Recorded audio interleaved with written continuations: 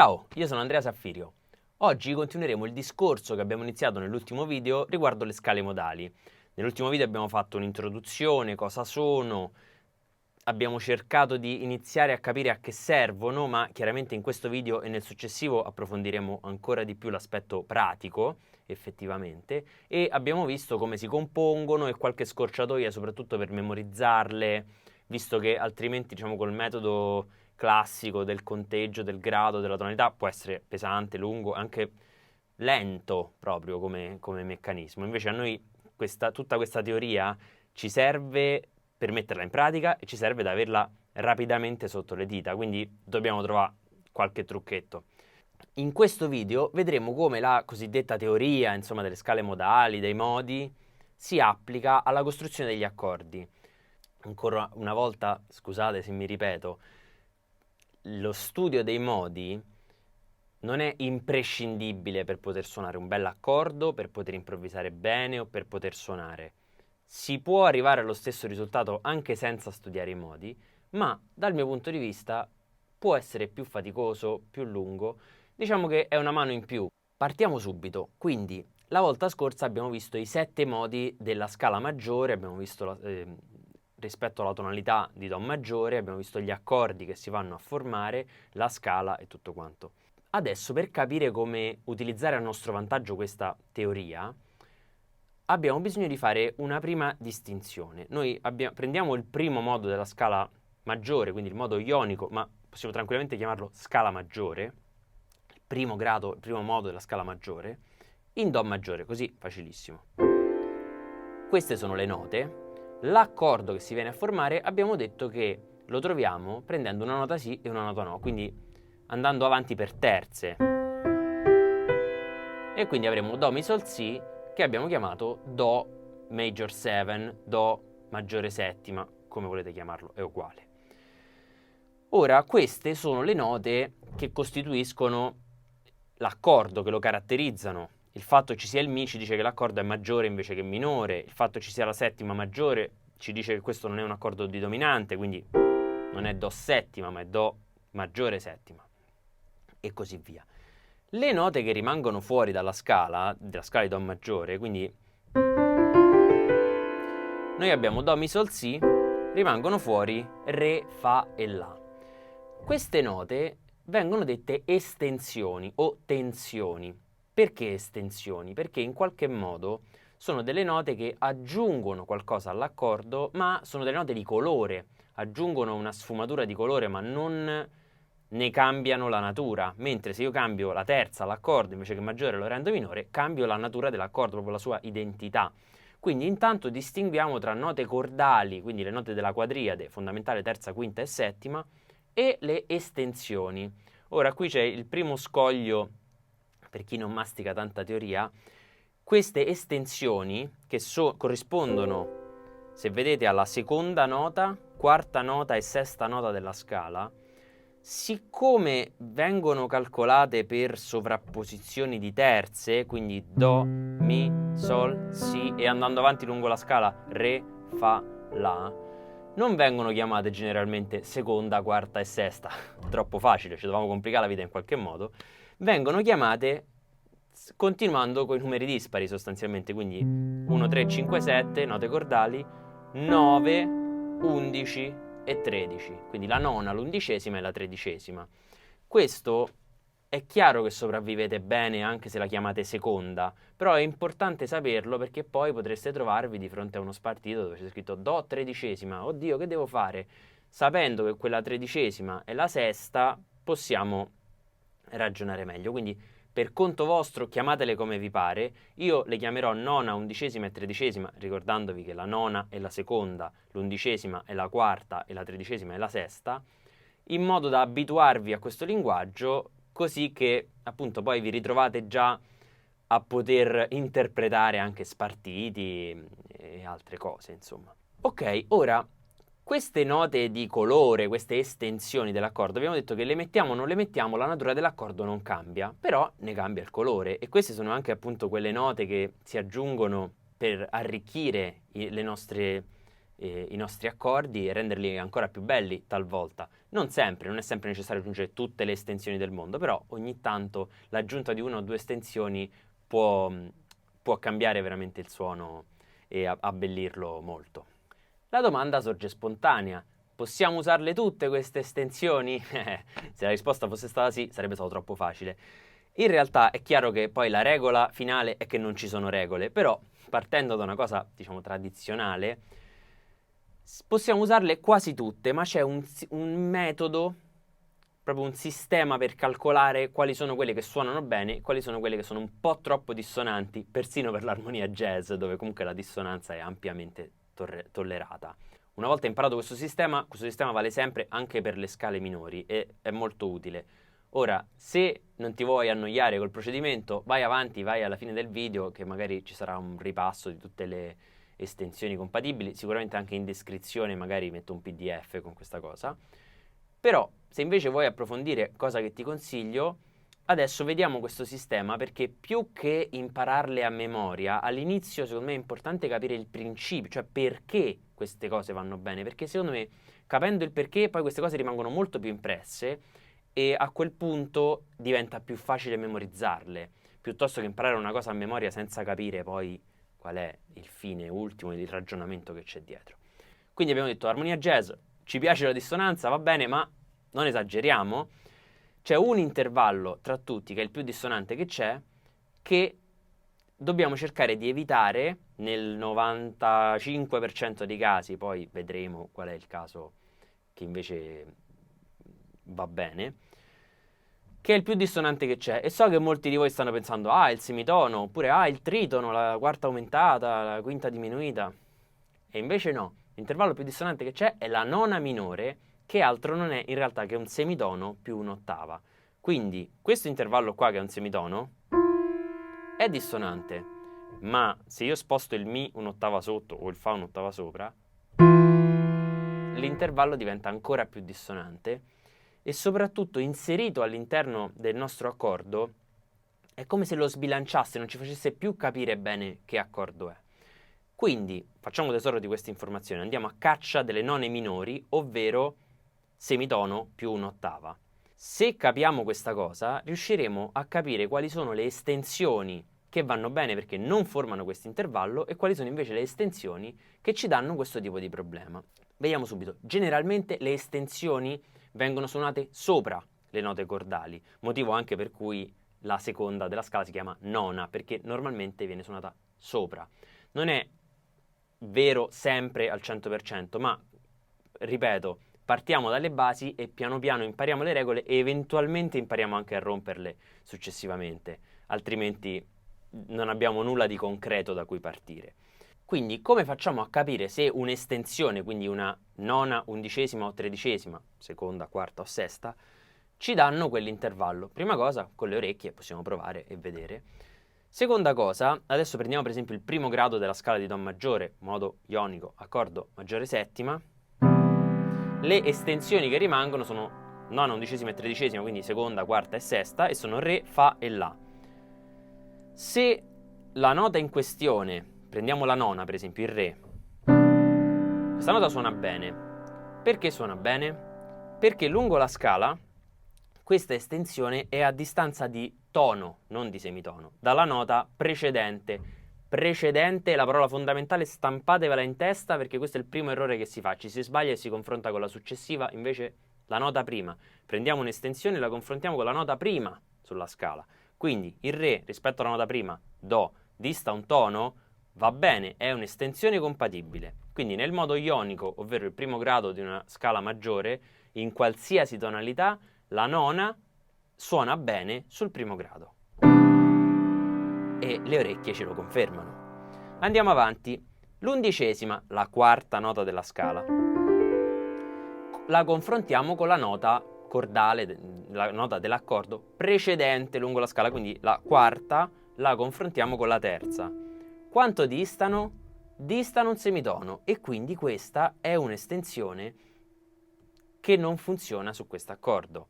Sempre adesso in un contesto tradizionale. Infatti, se io suono l'accordo e poi suono questa undicesima qui, non è che sia proprio tanto confortante questo accordo. Questo dovrebbe essere un accordo di risoluzione e invece è piuttosto dissonante e quasi non capiamo più che è un accordo di risoluzione. Perché? Perché abbiamo questo intervallo qui che ci sbilancia l'accordo. L'estensione che risulta essere a un semitono di distanza e dunque una nona minore, quindi un semitono più un'ottava di distanza dalle note principali dell'accordo, la scartiamo. Nei libri viene chiamata avoid note, che vuol dire nota vietata. In realtà vietata fino a un certo punto, nel senso, cerchiamo di capire a che serve poi effettivamente questa cosa. È vietata nel senso che se la inseriamo nel nostro accordo sarà dissonante al punto tale da sbilanciare l'accordo e fargli perdere la sua identità in qualche modo. Quindi è, passatemi il termine tra mille virgolette, vietato inserirla in quell'accordo, quindi nel nostro caso su un primo grado accordo maggiore settima è vietato inserire l'undicesima perché crea questo intervallo e quindi l'accordo risulta troppo dissonante rispetto alla funzione dell'accordo. Questo vale anche per le melodie. Se noi stiamo improvvisando oppure vogliamo comporre una melodia su un accordo, dobbiamo stare attenti a quella nota, perché se ci soffermiamo troppo, la nota ha un valore ritmico lungo, magari arriviamo a imbattere su quella nota, allora risulterà quasi come parte dell'accordo, comunque si scontrerà con l'accordo e otterremo lo stesso effetto. Non funziona tanto. Ma allora voi direte, se questa nota è vietata, la nostra scala di Do maggiore, che era di 7 note, adesso diventa di 6 note, perché il Fa non possiamo usarlo. Sbagliato. In realtà possiamo usarlo melodicamente come nota di passaggio, l'importante è che non ci si insista troppo, non abbia un valore ritmico troppo lungo e possibilmente non cada in battere all'inizio della battuta simultaneamente all'accordo. Altrimenti anche Fra Martino Campanaro sarebbe una melodia vietata.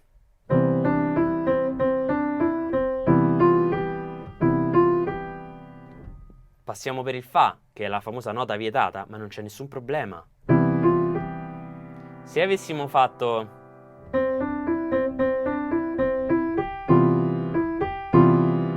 questo sarebbe stato molto più dissonante, ok? Quindi questo è il principio delle note vietate, cosiddette avoid notes.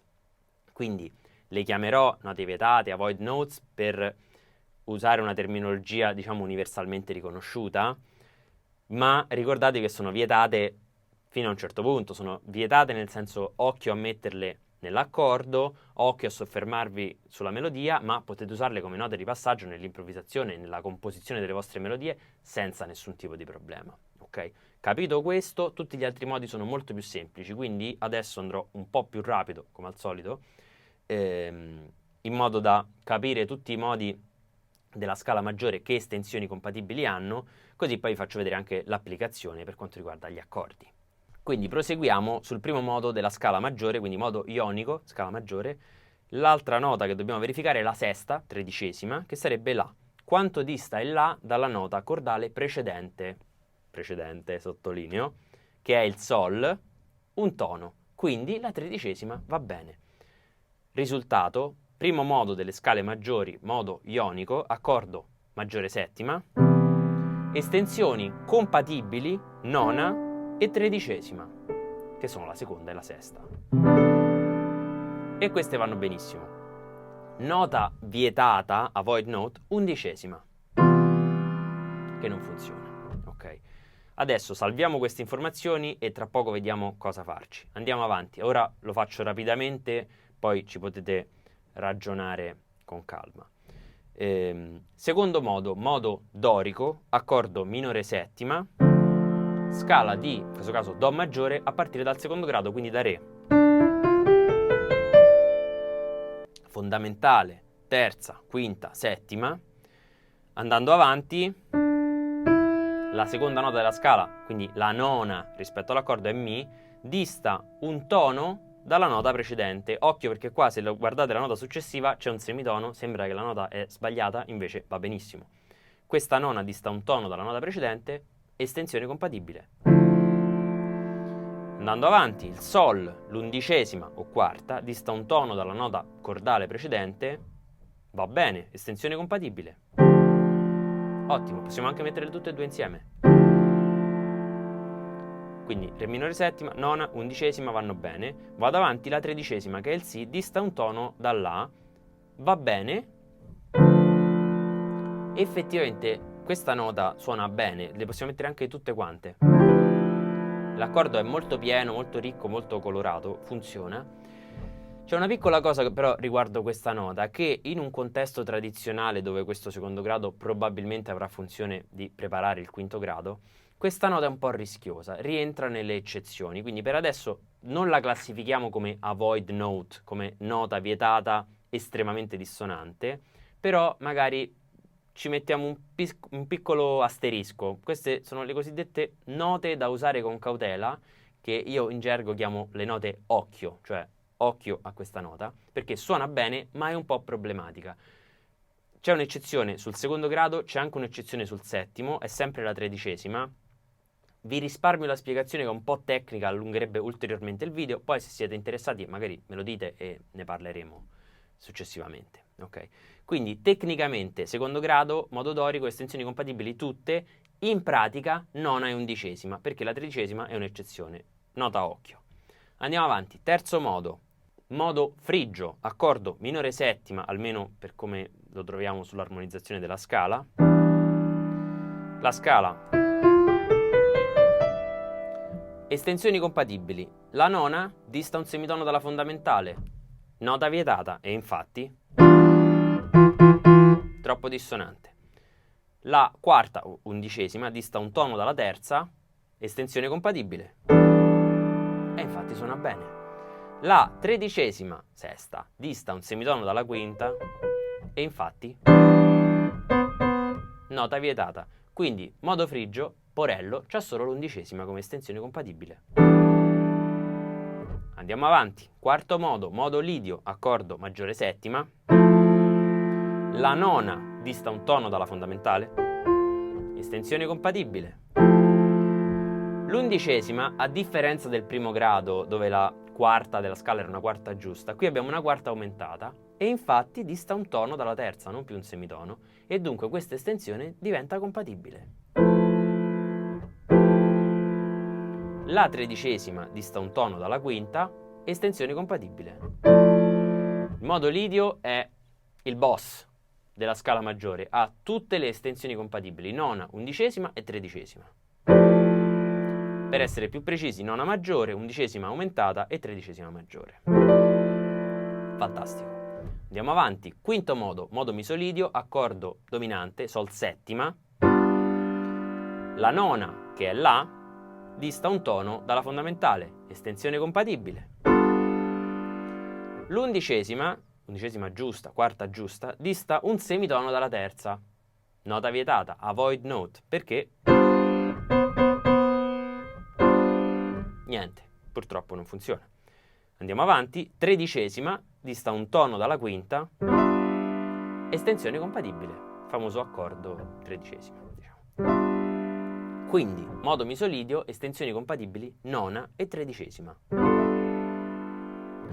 Andiamo avanti, sesto modo, modo eolio, corrisponde alla scala minore naturale, accordo minore settima, estensioni compatibili, la nona dista un tono dalla fondamentale, estensione compatibile, l'undicesima dista un tono dalla terza minore, estensione compatibile, la tredicesima dista un semitono dalla quinta, perché la tredicesima è una sesta minore in questo caso, quindi dista un semitono dalla quinta e quindi nota vietata.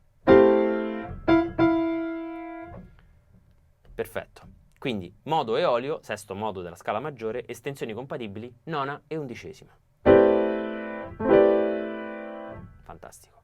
Settimo ed ultimo modo, modo locrio, accordo semidiminuito, ovvero minore settima, quinta bemolle. Estensioni compatibili, la nona dista un semitono dalla fondamentale, dunque nota vietata. Troppo dissonante. L'undicesima dista un tono dalla terza minore, estensione compatibile. La tredicesima dista un tono dalla quinta diminuita, ma è un'altra eccezione, infatti non suona male, ma in realtà rispetto alla funzione che normalmente ha questo accordo può essere un po' ambigua. Stesso discorso per la tredicesima del dorico, per adesso ci segniamo sul nostro PDF che è una nota occhio, da usare con cautela, la trattiamo più o meno come la void note, come le note vietate, quindi non le inseriamo nelle estensioni compatibili. Se poi volete una spiegazione dettagliata me lo dite e magari ci faccio un breve video a riguardo. Quindi locrio, porello come il frigio, solo l'11ª. Benissimo, quindi ricapitoliamo brevemente. Primo grado, modo ionico, accordo maggiore settima, estensioni compatibili, nona e 13ª. Secondo grado, accordo minore settima, modo dorico, estensioni compatibili, nona e 11ª. Terzo grado, modo frigio, accordo minore settima, unica estensione compatibile, 11ª. Quarto grado, modo lidio, accordo maggiore settima, estensioni compatibili tutte, nona, 11ª aumentata e 13ª. Quinto grado, modo misolidio, accordo ridominante, sol settima, estensioni compatibili, nona e 13ª, tra l'altro come lo ionico, come il primo grado. Sesto grado, modo eolio, scala minore naturale, accordo minore settima, estensioni compatibili, nona e 11ª.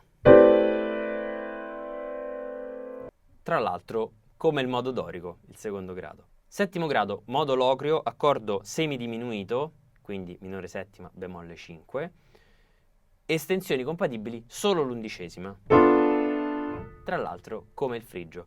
Quindi, anche qui per i famosi trucchetti per ricordare, ricordatevi che questi modi sono un po' associati per quinte, quindi il primo e il quinto hanno sempre le stesse estensioni, cioè nella scala maggiore quantomeno, nona e 13ª. Il secondo e il sesto, nona e 11ª. Il terzo e il settimo sono i più problematici, solo l'11ª. Quello che è rimasto fuori, quello che sta al centro, il quarto modo, the boss. Tutte, nona, 11ª e 13ª. Fantastico. Ora, con tutte queste informazioni, sti numeri, nona, 11ª aumentata, che ci facciamo? In realtà è estremamente utile per capire come gestire gli accordi all'interno dei pezzi. Quando prendiamo un pezzo, dovremmo cercare di capire più o meno in che tonalità ci troviamo, che funzioni hanno gli accordi, quindi questo accordo è un primo grado, questo è un secondo grado, questo è un quinto grado, questo è un terzo e così via. Per capirne le funzioni non è solo una speculazione teorica, ma è anche per capire proprio cosa vogliono dire quegli accordi, dove vogliono andare. Che significa 2-5-1? Significa preparazione, tensione e risoluzione. Capita l'essenza di questa cosa, io poi posso anche arrivare a un punto in cui sostituisco quegli accordi, ne suono altri, alcuni non li suono, ne aggiungo altri e posso evidenziare questa cosa nella mia improvvisazione perché ho assimilato la funzione che hanno quegli accordi. Quindi è abbastanza importante questa cosa. Chiaramente per fare un'analisi armonica precisa e dettagliata serve sicuramente un po' di teoria e anche un po' di esperienza, nel senso farne tante via via progressivamente un po' più complesse. Però io adesso, più che aggiungere un altro approccio ancora più metodico e altre informazioni, vorrei cercare di ridurre all'osso questa cosa per farvi capire come possiamo utilizzare le informazioni che abbiamo acquisito adesso anche su brani dove magari ci sono degli accordi che non sappiamo fino in fondo che gradi sono, ok? Chiaramente sarà un'approssimazione, però diciamo che vi fa sopravvivere, vi tiene a galla in qualche modo. Per fare un esempio prenderò Have You Met Miss Jones, che è uno standard normalmente suonato in Fa maggiore, la cui parte centrale, la B diciamo, poi modula in varie tonalità. Questo è il tema della sezione A.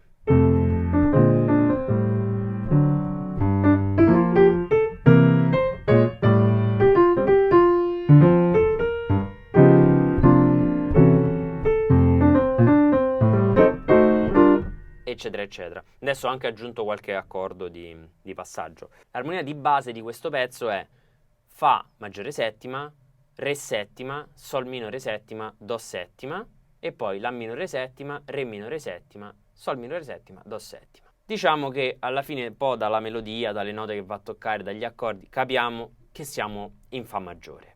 E quindi almeno per gli accordi che effettivamente troviamo naturalmente nella tonalità di Fa maggiore, possiamo andare a mettere dei gradi. Quindi primo accordo, Fa maggiore settima, primo grado.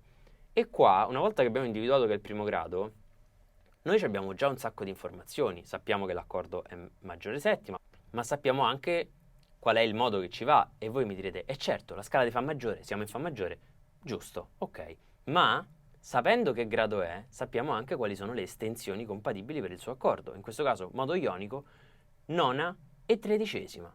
Molto utile. Ok, quindi salviamo questa informazione. Adesso vediamo un attimo i vari accordi, poi capiamo cosa farci. Il secondo accordo, per esempio, Re settima, non fa parte della tonalità di Fa maggiore e quindi magari per adesso, punto interrogativo, andiamo oltre. Terzo accordo, Sol minore settima, è il secondo grado della tonalità di Fa maggiore, effettivamente l'accordo che troviamo sulla scala, e quindi bene, accordo minore settima, ma sappiamo anche che il modo è dorico e voi direte, vabbè, ma è sempre la scala di Fa maggiore?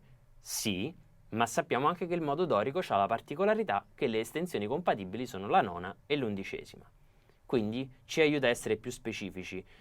Chiaramente è una cosa che uno può ricavare anche senza sapere il modo, il nome del modo e senza memorizzare le estensioni, ma il rischio è che sia un processo più lungo e quando parte il pezzo e uno ci deve suonare sopra, poi l'accordo dopo 4 quarti è passato e quindi lavorare sui tempi di reazione rapidi è importante. Quarto accordo, Do settima, quinto grado della scala di Fa maggiore, l'accordo appunto è Do settima, il modo è Mi solidio, sì, sempre la scala di Fa maggiore, ovviamente, ma le estensioni compatibili sono nona e tredicesima, informazione utile da sapere per comporre il nostro accordo.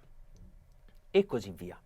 Quindi, saltando per un attimo l'accordo di Re settima, a cui arriviamo tra un attimo, che cosa richiamiamo da queste informazioni? Che se noi vogliamo fare degli accordi che contengano, che servano per armonizzare la melodia, che servano per accompagnare, come vi pare, è uguale, noi sappiamo che abbiamo bisogno di alcune cose. Se abbiamo un bassista, possiamo lasciare la fondamentale al bassista. Se non ce l'abbiamo, la suoniamo noi, ok? Questo sempre in un'ottica di tradizionale, canonica, ok? Quindi facciamo finta di non avere il bassista adesso perché al momento non ce l'abbiamo. Suona la fondamentale. Poi le note caratteristiche abbiamo detto sono quelle della quadriade, terza, quindi fondamentale terza, quinta e settima. In realtà la quinta il più delle volte è una nota che non aggiunge chissà che all'accordo. Tant'è che se io suono il Fa maggiore settima con la quinta o senza quinta, stiamo là come suono, non è cambiato niente. Mentre magari se tolgo la terza, sentite che è un po' più vuoto, mi manca la nota che mi dice se l'accordo è maggiore o minore. Potrebbe anche essere minore. Se non la suono, chi lo sa? Quindi alla fine le note più importanti sono fondamentale, terza e settima. Queste mi servono. La quinta, se voglio la posso mettere, se voglio la posso togliere, non c'è problema. È un primo grado, modo ionico, quindi so che le estensioni compatibili sono nona e tredicesima, ovvero seconda e sesta, che sono Sol e Re. Quindi io, una volta posizionata questa base, posso scegliere tra Sol, Do e Re che nota aggiungere. Posso aggiungere una combinazione di queste note.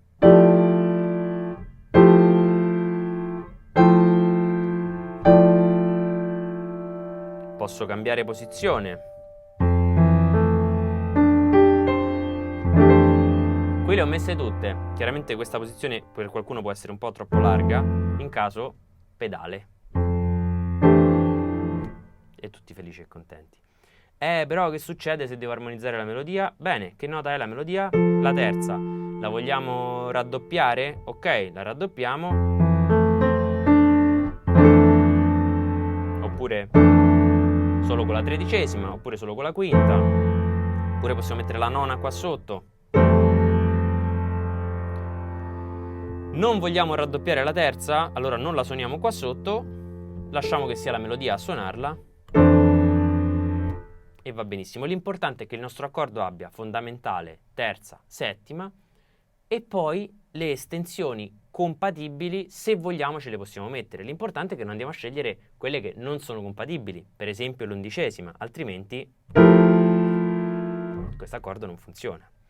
Andando avanti, il Re7 per ora lo saltiamo, abbiamo detto Sol minore settima, secondo grado, modo dorico, estensioni compatibili nona e 11ª, ovvero seconda e quarta. Che cosa faccio? Mi armo di santa pazienza, mi metto lì, fondamentale terza settima, oppure fondamentale settima terza, e poi ho la quinta possibile ma non obbligatoria, la nona che sarebbe la seconda, posso metterla qui, e l'11ª, anche qui possibile ma non obbligatoria, e tutte le combinazioni di questi accordi, quindi quinta e nona, nona e 11ª,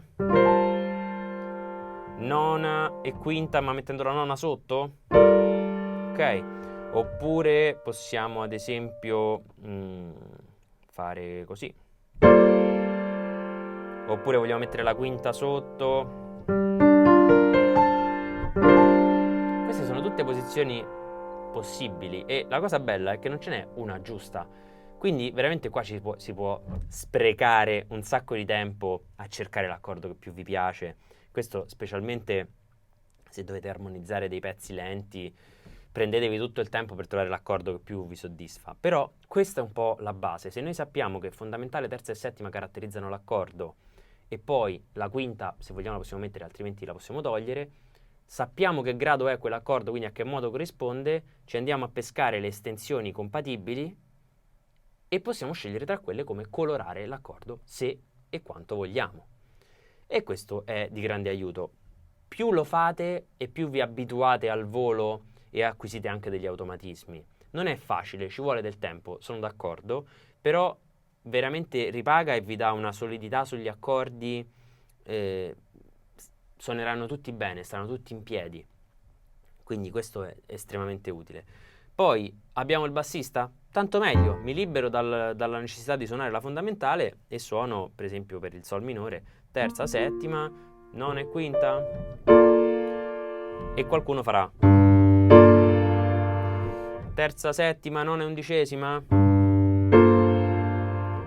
eccetera eccetera. C'è solo veramente da sbizzarrirsi. Ora, il Re settima, che ci avevo messo un punto interrogativo, ha una spiegazione precisa, chiaramente, ma non voglio sovraccaricarvi di informazioni, anzi, come vi dicevo, voglio darvi una strategia per riuscire a cavarvela anche se non avete tutte le informazioni necessarie, anche sui pezzi un po' più complicati. Diciamo che se facciamo l'analisi dei gradi, sicuramente otterremo per tutti gli accordi che fanno parte della tonalità, ad esempio il Fa maggiore settima, primo grado, il Sol minore settima, secondo grado, il Do settima, quinto grado, otterremo dei modi che altro non sono che la scala della tonalità a partire da un'altra nota come punto di riferimento, ma sempre quella è la scala. In realtà poi questi modi tornano ancora più utili per creare un'associazione tra un tipo di accordo e la scala più probabile da avere pronta al volo, anche quando non sappiamo bene al volo quell'accordo che funzione c'ha, almeno per il momento. Poi chiaramente lo possiamo, più avanti possiamo spiegarlo e capire effettivamente che funzione c'ha e magari trovare una scala ancora più adatta, però per adesso, per sopravvivere, il mio consiglio è prendere questi accordi che troviamo sulla scala maggiore e creare un'associazione con ognuno. Se vediamo un accordo maggiore settima e non sappiamo che grado è, in che tonalità è, noi ipotizziamo che sia ionico, quindi scala maggiore, accordo maggiore settima, estensioni compatibili nona e tredicesima. Male che va, abbiamo perso l'occasione di suonare l'11ª del modo lidio, pazienza, siamo stati sul sicuro, ok? Se vediamo un accordo minore settima e non sappiamo che grado è, non capiamo in che tonalità è, nel dubbio trattiamolo come se fosse un secondo grado di una scala maggiore, quindi modo dorico, accordo minore settima, estensioni compatibili nona e 11ª. Se vediamo un accordo di dominante, lo trattiamo come se fosse un quinto grado, anche se, per esempio, questo Re settima sarebbe il quinto grado di Sol maggiore, ma noi chiaramente non siamo in Sol maggiore, cioè abbiamo Fa maggiore, poi dopo Sol minore, Do settima, tutti accordi di Fa maggiore. Che c'entra sto Re settima? In realtà serve solo a rafforzare il movimento verso Sol minore, ma non è una modulazione a Sol minore o a Sol maggiore, men che mai. Bene, non importa, perché comunque possiamo suonare una scala abbastanza accurata, ce ne sono di migliori, ma questa è abbastanza accurata. Vedendo Re settima, ok, tanto Re settima, il modo base è il modo misolidio, quinto modo della scala maggiore, quindi tratterò Re settima come un modo misolidio, ovvero come se fossi in Sol maggiore, e le estensioni compatibili saranno quelle del modo misolidio, nona e tredicesima, indipendentemente da dove si trova questo accordo. Lo ripeto ancora una volta, è una semplificazione, però secondo me vi aiuta in questa fase, almeno per chi è nuovo a questi argomenti, a non sovraccaricarvi di informazioni e darvi il tempo di assorbire bene questa cosa e di creare un po' di automatismo che vedete in accordo minore dorico, bom bom bom bom bom, e almeno sapete muovervi al volo con i modi principali. L'ultimo accordo che rimane che non abbiamo detto è l'accordo semidiminuito, e anche qua ogni volta che incontrate un accordo semidiminuito, per adesso modo locrio, quindi settimo grado della scala maggiore, estensione compatibile solo l'11ª, ok? Benissimo, quindi questo ci darà la possibilità di costruire degli accordi con delle estensioni dei colori che siamo sicuri che funzionano e che non disturbano l'accordo, non lo squilibrano, diciamo. Quindi i primi accordi di Have You Met Miss Jones, suonati anche, diciamo, semplici, senza fare chissà che sostituzioni, ok, sono gli accordi come sono scritti, aggiungendo alcune estensioni con il criterio che abbiamo visto.